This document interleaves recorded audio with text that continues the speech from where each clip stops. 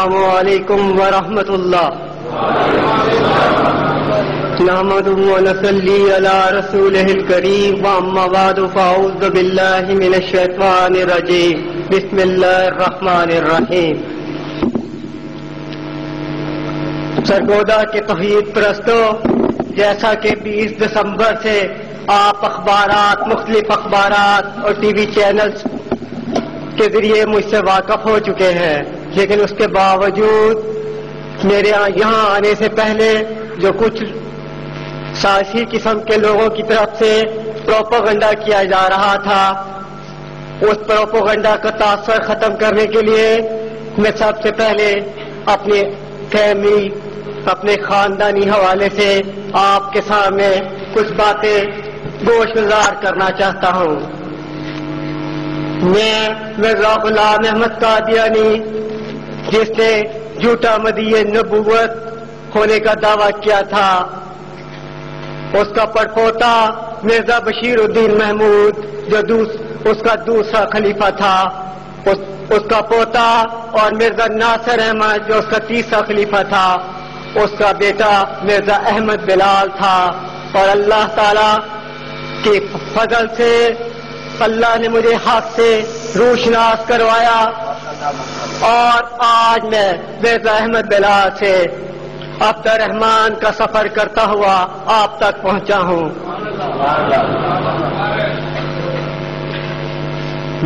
مختلف 20 دسمبر سے لے کر اب تک مختلف اخبارات اور media, electronic media, print media کے ذریعے میں نے قادیانی کمیونٹی کے پروپیگنڈا جو وہ میرے خلاف کر رہے تھے، میں نے ان کو مختلف چینل جن میں پرنٹ میڈیا اور الیکٹرانک میڈیا بھی شامل ہے، ان کو چیلنج کیا کہ اگر وہ مجھے غلط ثابت کر سکتے ہیں تو آئیں میرے ساتھ بات کریں. لیکن ایکسپریس نیوز کے پروگرام بلیک وائٹ پر مبشر لقمان 1 مہینہ 4 دن ان کا انتظار کرتے رہے، لیکن مرزا سلیم الدین نے کوئی جواب نہیں دیا، اور حتیٰ کہ اس نے اپنے موبائل فون تک بند کر دیے. اب میں آپ کو جو اپنے مسلمان ہونے کی مختصر رداعت سناتا ہوں. میری پیدائش ربوہ کی ہے. قصر خلافت ہماری رہائش ہے، جہاں پہ مرزا غلام احمد قادیانی جھوٹے مدعی نبوت کا خاندان رہتا ہے. میری تمام تعلیم ربوہ میں ہی ہوئی ہے. میں نے میٹرک تعلیم الاسلام ہائی اسکول ربوہ سے کیا. میں نے ایف ایس سی تعلیم الاسلام کالج ربوہ سے کی. اس کے بعد میں نے وہیں سے گریجویشن کی. کیونکہ ہمارا تعلق مرزا غلام احمد قادیانی کی فیملی سے تھا، اور ہمیں اس جماعت کے لیے عملی کام کرنے کے لیے تیار کیا جاتا تھا. اس کے بعد میں نے جامعہ احمدیہ ربوہ، جہاں پہ ان کے مربی صاحبان کو مسلمانوں کو مرتد کرنے کی تربیت دی جاتی ہے، وہاں سے 7 سالہ شہادت کا ڈپلومہ کیا. اس کے بعد مجھے انہوں نے مختلف زبانیں سکھائیں تاکہ میں مرزا غلام احمد قادیانی کے جھوٹے افکار، نظریات کا پرچار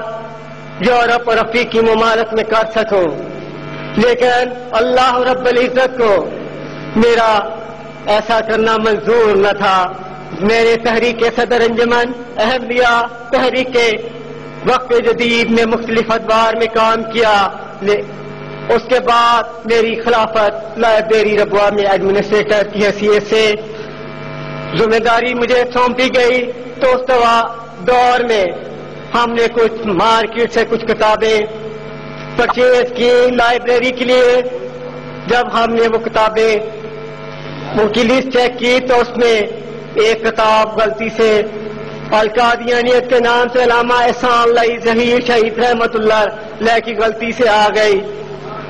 وہ میں نے اپنے پاس رکھ لی. وہ کچھ عرصہ میرے پاس پڑی رہی، کیونکہ ہم مرزا غلام احمد قادیانی کی افکار کو اس وقت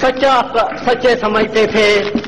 اس لیے ہم کہتے تھے کہ یہ مولوی حضرات مرزا غلام احمد قادیانی جنہیں ہم نبی سمجھتے ہیں اس کے بارے میں بکواس کیا کرتے ہیں. لیکن جب میں نے اس کو کچھ دنوں کے بعد پڑھا تو کچھ اس کے حوالہ جات جس قسم کے عرفان بھائی آپ کو بتا چکے ہیں انہوں نے مجھے ذہنی طور پر ڈسٹرب کر دیا، اور میں نے مزید تحقیقات کا فیصلہ کیا، کمپیئر کرنے کا فیصلہ کیا۔ پھر میں نے نئے سرے سے مرزا غلام احمد قادیانی کی کتاب تذکرہ، کشتیانو، ایک غلطی کا ازالہ، الوصیت، برہان انبیاء اور اسی طرح دوسری دیگر کتابوں کا مطالعہ کیا۔ تو ان کا مطالعہ کرنے کے بعد میں اس نتیجے پہ پہنچا کہ مرزا غلام احمد جس کا میرا صلبی رشتہ پردادا کی حیثیت سے ہے، ایک جھوٹا داعی نبوت اور ایک ادنا درجہ کا انسان ہونے کے بھی قابل نہیں ہے، اور اگر دین سچا ہے تو مرزا غلام احمد کا دین سچا نہیں، دین اس دنیا میں سچا ہے تو صرف فاطمہ کے بابا کا سچا ہے۔ لہذا جب میں اس نتیجے پر پہنچا تو میں نے 5 اکتوبر 99 میں علامہ احسان اللہ ظہیر کے مرکز کا ایڈریس پوچھ کر وہاں پہ قاری محمد بشیر کے ہاتھوں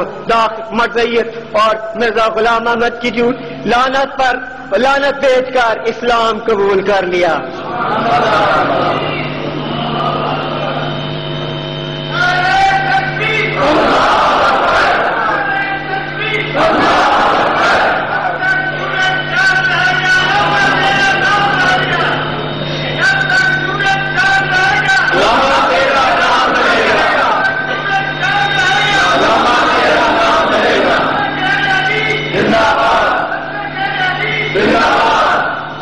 میں آپ کو بتا دینا چاہتا ہوں کہ جو لوگ انٹرنیٹ پر ان کے پرچار کو دیکھتے ہیں یا کبھی ربوا گئے ہیں تو ان کے رہن سہن کو دیکھ کر ان کے ذہن میں یہ تصور آتا ہے کہ یہ تو بڑے شریف لوگ ہیں، بڑے پرامن لوگ ہیں، یہ ان کی عورتیں بڑی باپردہ ہیں۔ لیکن آج میں آپ کے سرگودا کے رہنے والے توحید پرستوں میں آپ کو بتا دینا چاہتا ہوں کہ ان کے پردوں پر نہ جانا، ان کے روزوں پر نہ جانا، ان کی نمازوں پر نہ جانا،